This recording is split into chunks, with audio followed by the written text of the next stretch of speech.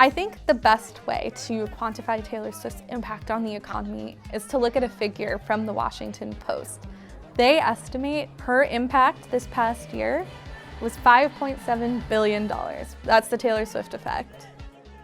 Hi, my name is Juliana Kaplan. I'm a senior reporter at Insider on the economy team, and I cover the economy, especially the Taylor Swift economy. Taylor Swift is a singer, songwriter, director, and I would say one of the most dominant economic forces in the US right now and across the world. What makes Taylor Swift so beloved to her fans, to the Swifties, is that she makes them part of her story. My fans and I, we kind of have a really funny sort of, like they tease me a lot and I enjoy it. You do, yeah. And Taylor Swift lets Swifties into her lives and the business of Taylor Swift in a way that is sort of unparalleled among artists. There's the Easter eggs, there are fans getting invited to her home. Hey guys!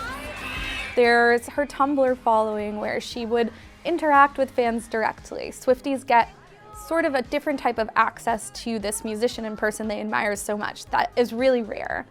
The saying, like, don't ever meet your heroes, it doesn't apply to Taylor at all. No, She's awesome. Just like, she's so amazing. The world should pay attention to Taylor Swift because her net worth and the economic boost that she is giving to some areas is greater than the GDP of some countries.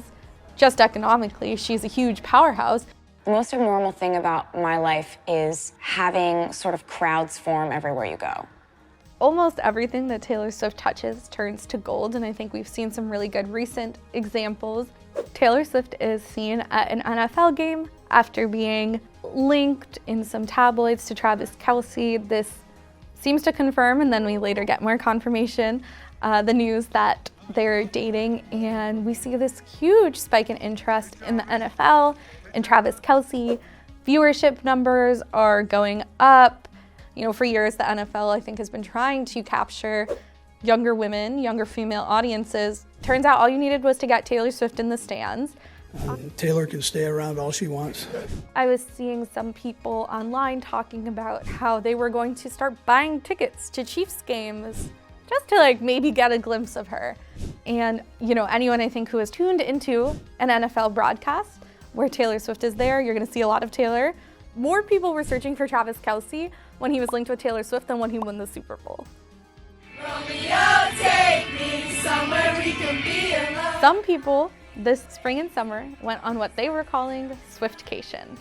So I spoke to several people who said that they spent anywhere from a week to a few days in whatever location of the Eras Tour they were going to. For Taylor, I would go across the world.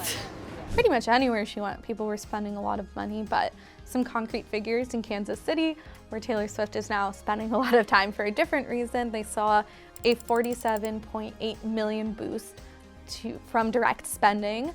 Meanwhile, we see the Federal Reserve of Philadelphia saying that May was the strongest month for hotel revenue in Philly since the pandemic, which they attributed to people coming to see the Eras Tour. As of August, the Eras Tour was on track to become the highest grossing tour of all time, and it is already the highest grossing tour ever by a woman. Eras Tour tickets technically started at $49. The Washington Post had the average ticket price at around $456. Meanwhile, Pitchfork says that the average resale price was $3,801 for an Eras Tour ticket. All told, CNN calculated that Taylor Swift will gross $2.2 billion on the Eras Tour. Taylor Swift's tour triggered a congressional hearing over Live Nation and Ticketmaster's ticketing practices. There was a lot of discussion about whether Ticketmaster and Live Nation had become a monopoly with their merger in the 2010s, and there was a congressional hearing to basically continue to probe that and figure out whether or not Ticketmaster had undue power or influence in the ticketing market. We've actually seen a few concrete actions coming from the Biden administration to address some of the issues that ticket buyers ran into. For instance, let's say you wanted to get one of those $49 tickets to the Eras Tour. Lucky you get it in your cart. All of a sudden, maybe you're paying a service fee and a venue fee and a fee to get them delivered to your Apple Wallet or to your Ticketmaster app. And if you are seeing that ticking time clock the tickets are about to disappear from your cart, you say fine, even if it doubles the cost of the ticket. So over the summer, the Biden administration announced an initiative to have all-in pricing for ticketing services, which means that when you go to buy a concert ticket and you see the price, that's the price. She also has been really instrumental, I think, in reshaping people's understanding of the music industry and the ways that artists are compensated or not. We really haven't figured out a way to compensate the creators, and that's something that I'm always going to be very vocal about until I feel like it's fixed. When Apple Music was first getting off the ground, they announced this free trial period to try and get people hooked on Apple Music, and during that time, they would not be paying the artists for those streams. This is where Taylor Swift steps in.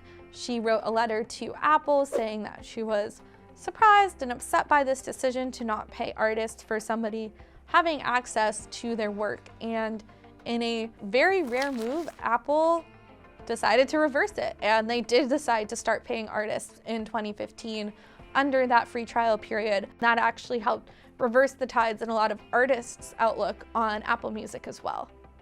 It's no secret that the film industry in Hollywood has had a rocky recovery from the pandemic that was then compounded by a huge amount of their workforce going on strike for better conditions, better pay, stronger protections from AI, which has become a really big concern in the industry.